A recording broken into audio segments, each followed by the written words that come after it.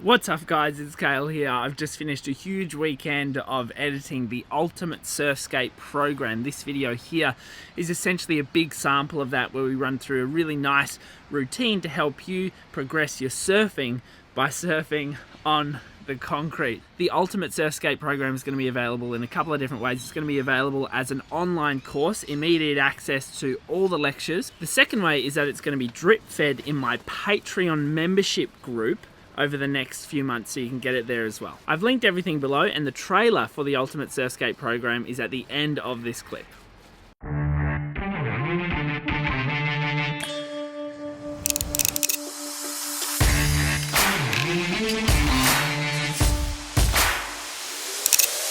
If you're new here, my name is Kale, I'm a surfer and a filmmaker, and here you'll find all sorts of epic surf content like tutorials to help you surf better, important reviews and more, so subscribe down below and join me on Instagram at KalesBroccoli. The ground's a little bit sandy and rough for our purposes, but I think it's going to work. The reason I love surf skate training is because it offers up that which surfing rarely does: repetition. Being involved in an oceanic sport is the best thing in the world, don't get me wrong, but it can also be the most frustrating because unless you're in a wave pool, you can't just practice one thing over and over again. You need to adjust your surfing and your movements to each wave individually. By surfing on concrete, we can overcome this variability and practice maneuvers again and again until we have them as closely matched to what is required on the actual surfboard. Now, doing so much coaching over the past few years, I noticed some common mistakes, some common hindrances and hiccup points for surfers holding them back from progressing. I want to focus on those today, and they are forehand and backside speed flow or speed pumping, and forehand and backside or backhand bottom turns or compression to extension. First off, I want to delve into the technique and have a tight look at what's going on there from a physiological perspective, and then I want to incorporate those two movements into a routine at the end of the video.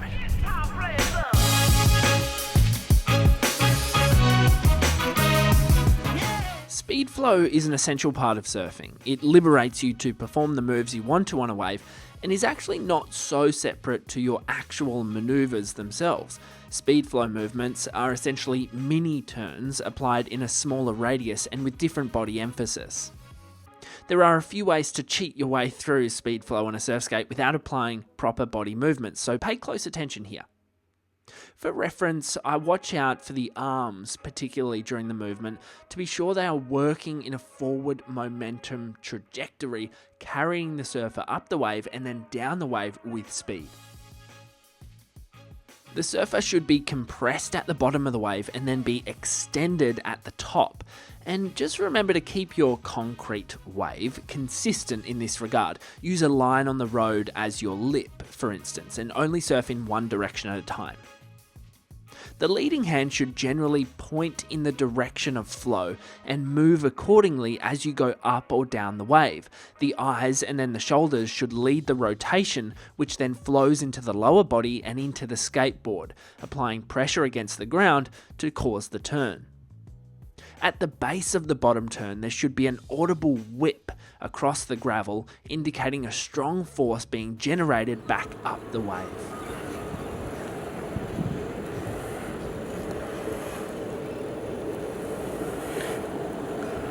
Now, getting the technique might feel easy for some of you, but the only true indicator that I use to know if it's going to actually transfer over to your surfing is if you can speed pump up a slight gradient. This one's actually probably a little bit too steep. As I said before, getting it right on flat ground is pretty easy, and getting moving on flat ground is pretty easy because you can rely on momentum and the wheels and all that sort of stuff. But it's not so easily transferred over to the water until you can prove it by going uphill.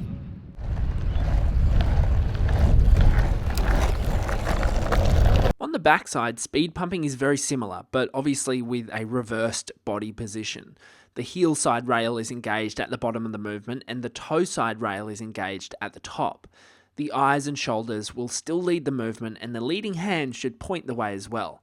I always picture the backside speed flow as a shoveling movement. Imagine you're digging up some dirt with a shovel and then throwing it out in front of the leading shoulder in front of you. So that is, in essence, the speed flow movement on a surf skate. Now let's focus on the forehand and the backside bottom turns, which, as you may have noticed, are essentially exaggerated versions of the bottom half of the speed flow movement itself. The frontside bottom turn covers a wider turning arc than the speed pump though.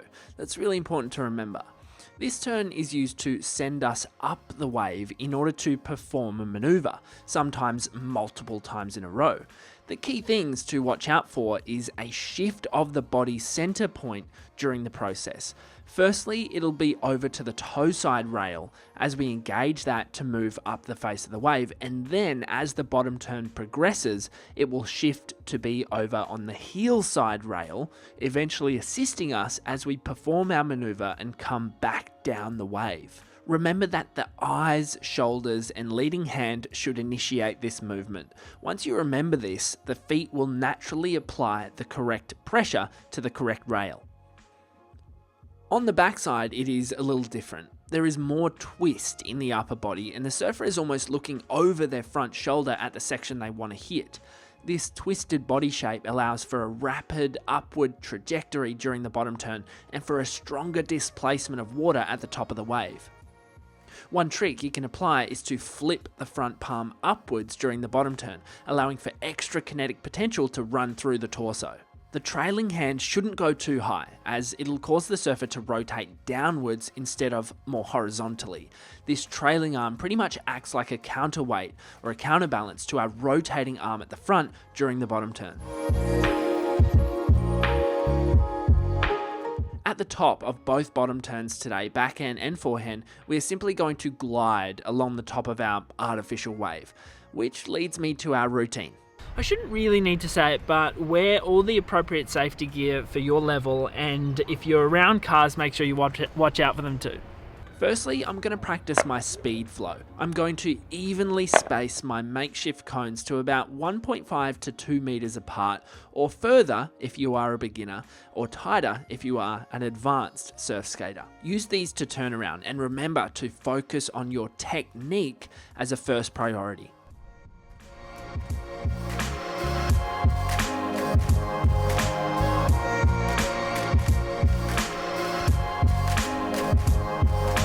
Now that I've done that about 6 times on each side, I want to work on my bottom turns now, both forehand and backhand. For this, I want to space out 3 cones like a flat triangle, just like this, about 2 to 2.5 meters apart for reference.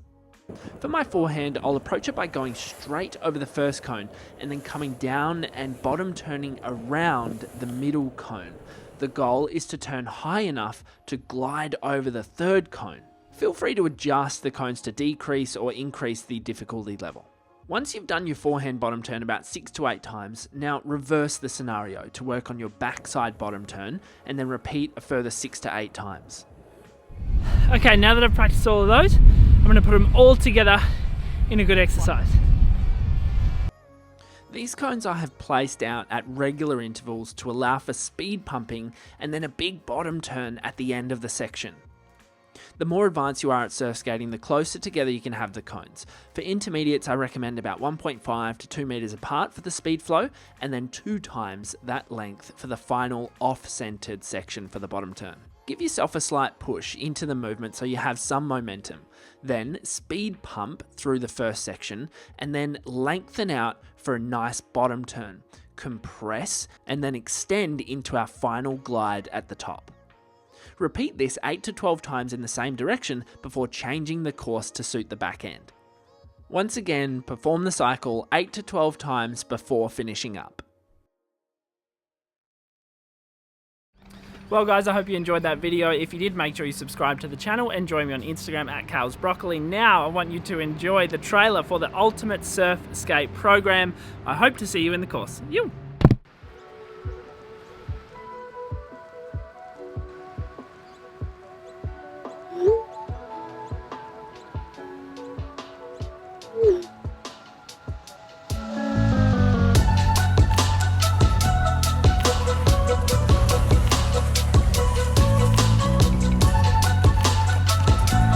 So I want to see the surfer cross that centre of gravity to propel them into a change of direction.